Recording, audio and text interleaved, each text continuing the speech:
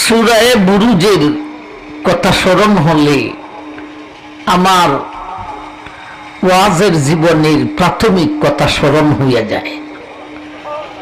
একটু কারগুজারি আপনাদেরকে শোনাইব। আসলে তাফসীরি আলোচনা বাদ দিয়া নিজের কথা বলা, এটা আপনাদের হক নষ্ট হয়। তথাপিও শুকরিয়া খান আমি বলছি, আমি যখন বহির্রাষ্ট্র থেকে লেখাপড়া করে শেষ করে আসছি, আপনারা হয়তো হবিগঞ্জে রায়দর মাদ্রাসা নাম শুনছেন, উলামায়ে কেরাম তো শুনছেনই। এই রায়দর মাদ্রাসার ছাত্র আমি। রায়দর মাদ্রাসা পড়ানো শুরু করলাম। আমার এক সাথী, তিনি আসছেন, আমি আইছি করাচি থেকে, তিনি আসছেন দেওবন্দ থেকে। দুজনে আমরা একসাথে রায়দর ঢুকছি। উনি কিছু ওয়াজ করতে পারে, আমি ওয়াজ করতে পারি না। আমার এক ওয়াজের দাওয়াত রাখে, আমি বয়েতে যাই না।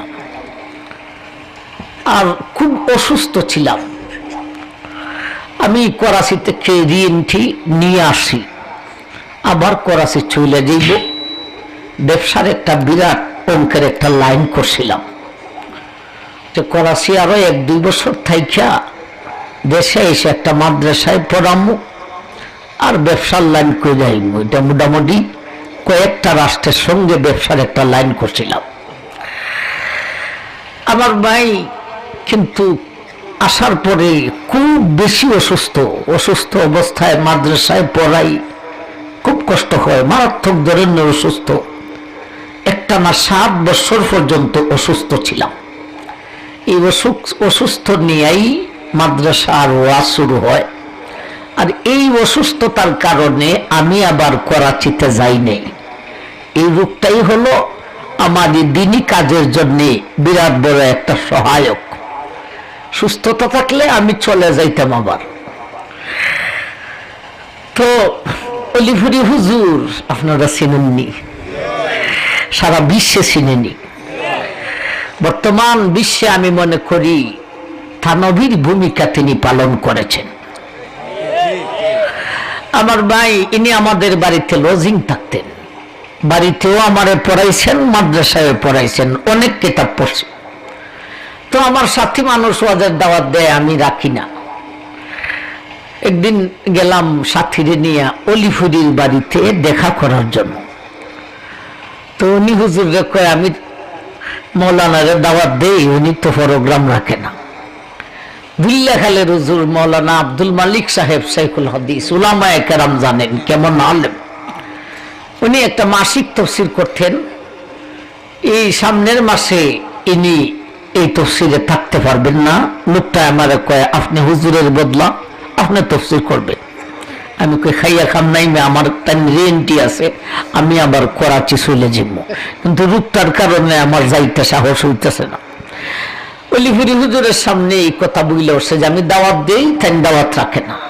হুজুরে বললেন দাওয়াত রাখেন না কেন? হুজুর আমি পারতাম না, আমার ভয় লাগে।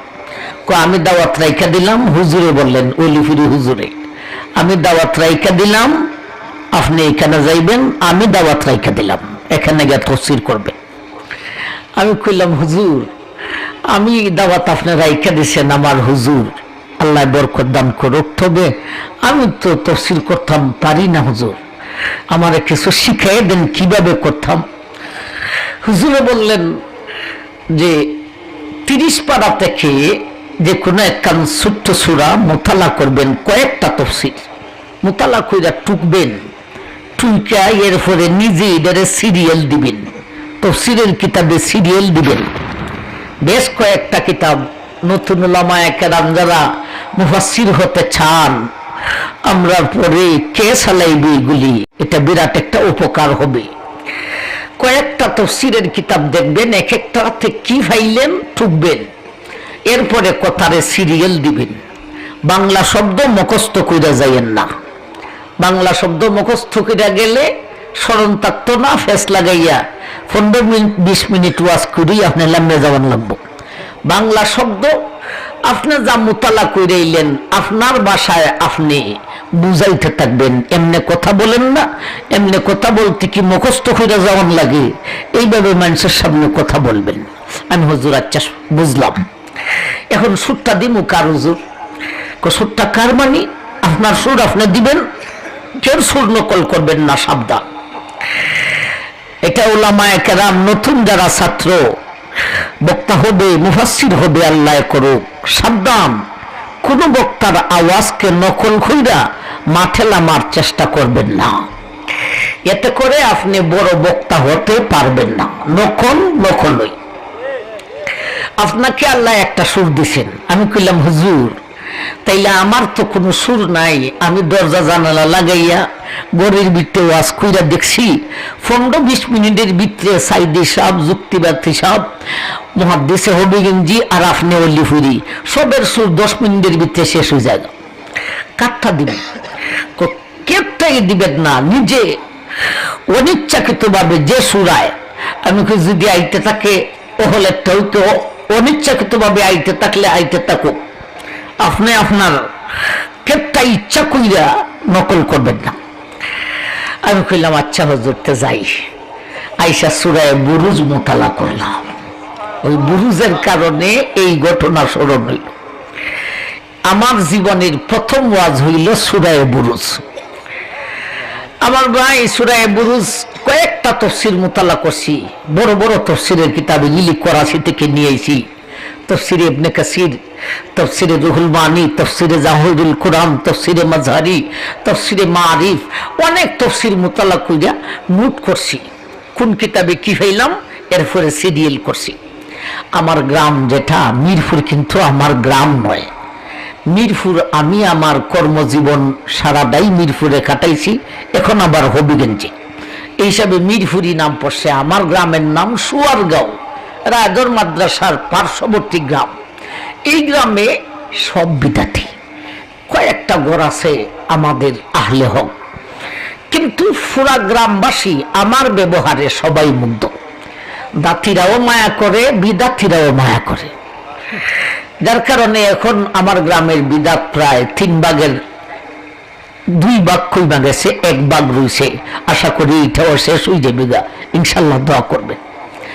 ওই দিন আমার সাথে আমার বাবা, চাচা, ভাই, গ্রামের দাতি বিদাতি সব লইছে।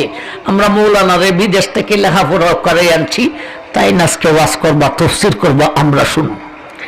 আমি যে আম্মাইরে কইলাম, আম্মা আমি ঋণ দিলেছি, আমি তো ওষু কইলেও যাই মুগা, আজকেই তো আমার বেইজ্জতির ভালাইছে। আমি পারতাম না, আমি ওয়াজ করতে পারতাম না গো আম্মা। অলিফুরি হুজুর আমার দাওয়াত রাইখা দিয়েছেন, এখন তো আমার হুজুরের আদেশ মানন লাগে, যাইতে হয়। আমি তো পারতাম না গো আম্মা, শরম পাইমু। আমি 2-1 দিনের ভিতরে টিকিট করে আবার যাবো, আমি করাচ্ছি। আম্মা কইলা, বাবা তোমার হুজুরে তোমাকে অনুমতি দেয়া দিছেন, আমি তোমার মা, তোমার জন্য এখন এই তসবিতে বসে যাইমু, দোয়া করতে থাকবো। তুমি, আমি মা তোমারে অনুমতি দিলাম, তোমার জন্য দোয়া করতেছি, তুমি যাও। আমার ভাই, গ্রামের মানুষ, জোয়ান বুড়া, দাতি বিদাতি, আপনজন, চাচা, বাবা, আমার চাচা খুব আমার বেশি আদর করতেন, বাবা থেকেও বেশি। কি নিশানা লইয়া ফালুই মারবো না নাইসি মারবো, কোনো বিষ হইতেছে না। আমার ভাই, এই অবস্থায় গেলাম। যাওয়ার পরে বাদ মাগরিব একটা অধিবেশন আর বাদ এশা একটা অধিবেশন। তো বাদ মাগরিব যিনি করেন, ইনিও আমার হুজুর, আল্লাহপুরের হুজুর, ইনি আবার মারা গেছেন, অল্প বয়সী মারা গেছেন। তা আমি কই, আমার বাদ মাগরিব দাও আর হুজুরে বাদ এশা দাও মেন টাইমে। না, আপনার তো দুল্লাহালির বদলা, অলিফুরি কইয়া দিয়েছেন, আপনার দুল্লাহালির টাইমে করবা। মাই রিলেছো, আমাদের আজকে শেষ করে লেছো। আমি কি করব? তো বাদ মাগরিব আল্লাহপুরের হুজুর করলেন, বাদশাহ আমারে বসাইছে। আল্লাহর কি মেহেরবানি! এখন যেই কথায়, যেই শব্দে, যেই সুরে আমি কথা বলি, এই দিন এই সুর আমার থেকে নতুন বাহির হয়। সূরা বুরুজের আলোচনা একটানা 2 ঘন্টা পর্যন্ত করছি, না হয়তো বুড়ো বেশ কয়েকটা পড়ছে। এই দিন থেকে আমার ওয়াজ শুরু হয়, সূরা বুরুজ থেকে আমার শুরু। এরপরে সূরা বুরুজের আলোচনা আমি করি নাই, ইদানিং আইয়া কই জানি একজনের দিছিল, করছিলাম ওই সূরা বুরুজ।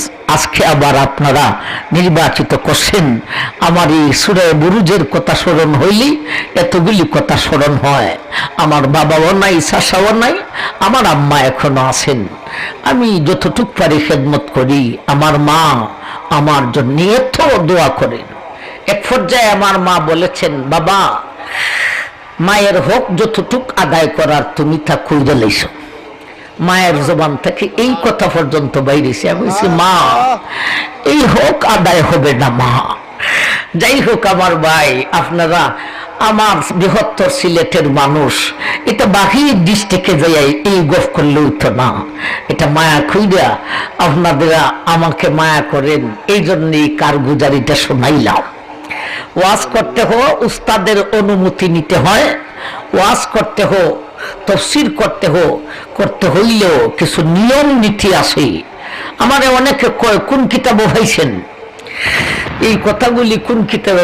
এক কিতাবে ভাইছি না তো, কয়েকটা কিতাব নাম কইয়া দিছি। কই সবটা কিতাব ফাইয়া তো আমি আপনি যে সিরিয়ালে কইছেন ই সিরিয়াল ভাইছি না। কই সিরিয়াল তো তফসিরও ভাইতেন না, এটা নিজে সিরিয়াল সাজাইতে হয়। জনগণকে তফসিরের মতো আলোচনা, কঠিন আলোচনা সাধারণ জনগণকে বুঝাইয়া দেওয়ার জন্যে, সহজে উপস্থাপন করার জন্যে সিরিয়ালটা নিজের পক্ষ থেকে, বাকি কথাগুলি তফসিরের কিতাব থেকে। একটা কথাও নিজের মন গড়া বলা যাবে না, বললেই দুজকে যাইতে হবে। আল্লাহু আকবার। আমি কিছু কারগুজারি শুনাইলাম। অনেক উলামায়ে কেরাম আসেন, কেউ বেজার হইলে আল্লাহর হস্তে মাফ করে দিবেন। আল্লাহ আমার হুজুর লিফুরি হুজুরের হায়াতকে দরাজ করো। আমার মারে তুমি যতদিন রাখো সুখে শান্তিতে রাখো। যেই দিন উঠাইবা কালিমা পড়াইয়া ঈমানের সাথে উঠাইও, আমিন। আমার মা বহু উলামায়ে কেরামের খেদমত করছেন। আমাদের বাড়ি ছিল রায়দর মাদ্রাসার লজিং বলা বাড়ি। অনেক উলামায়ে কেরাম, আপনারা শুনছেন না তোফাজ্জল আজিজ, ইনি আমাদের বাড়িতে 3 বছর লজিং ছিলেন। আর একজন হুজুর আছেন বৃহত্তর ময়মনসিংহে, আমাদের হবিগঞ্জে বাড়ি, কিন্তু ইনি সেটেল হলেন ময়মনসিংহে। বৃহত্তর ময়মনসিংহে আহমদ আলী, মুফতি আহমদ আলী কইলে একটা না সবাই চিনে, বুজুর্গ হিসাবে বিরাট বড় শাইখুল হাদিস। ইনি আমাদের বাড়িতে অনেক বছর লজিং ছিলেন। আমার মা অনেক খেদমত করছেন। একদিন আমার বাসায় মা ও বাবা ও অলিফুরি হুজুর গেছেন।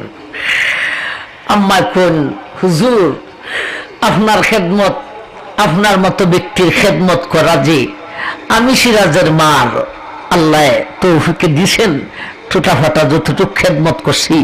আপনি এত বড় একজন আল্লাহর ওলি, এত বড় এলিমওয়ালা একজন হুজুর আমার বাড়িতে আমার খেদমত করছি, লজিং ছিলেন, আমি খেদমত করছি, আমি বড় ধন্য। হুজুর বললেন, এটার ফলাফল পাইছেননি? হুজুর কি ফলাফল?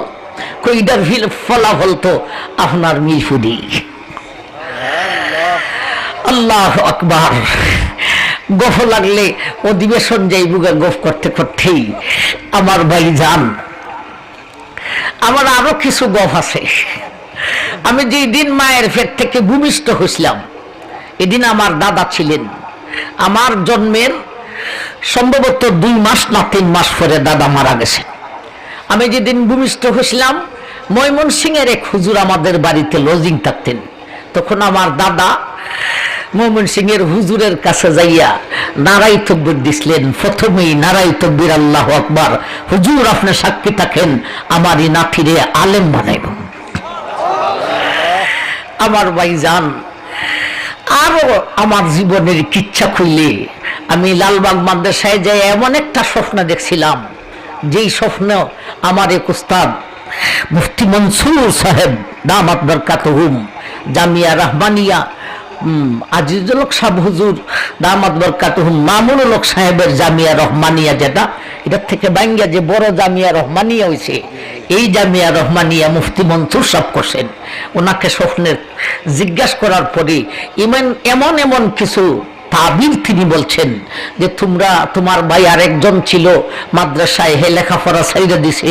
আমি হুজুরিগুলি আপনি কিভাবে কইলেন? তোমার স্বপ্ন হইতেছে আরেক ভাই তোমার আসিল, হে লেখাপড়া ছাইরা দিছে, তুমি কিন্তু লেখাপড়া ছাড়বে না, তুমি অনেক বড় আলেম হবে।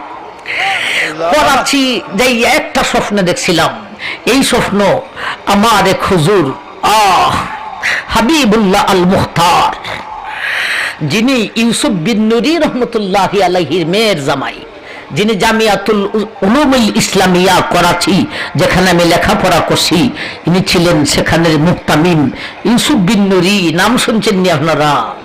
উলামায়ে জানেন ইউসুফ বিন নুরির মেয়ের জামাই। ওনাকে সেই স্বপ্নটা বলার পরে এমন একটা স্বপ্ন দেখছিলাম, ইনি বলছিলেন তুমি যেই হুজুরের কথা বলো, ইনি হলেন অলিপুরি। এই হুজুরের তর্জ, এই হুজুরের কায়েম মুকাম আল্লাহ তোমাকে বাংলাদেশে বানাই। কতগুলি স্বপ্ন আর কতগুলি ঘটনা আমার জীবনের। আহারে সূরা বুরুজ, তুমি আমার সামনে আসার কারণে আমার এতগুলি কথা স্মরণ হয়েছে। আর না আবার ভাই আসুন বুরুজে আসি। আপনারা কষ্ট পাইছেন, যতটুক সময় গেছে এতটুক সময় আমি বাড়াবো ইনশাআল্লাহ, যাতে আপনাদের হক নষ্ট না হয়। আসুন আমার ভাই সূরা বুরুজ।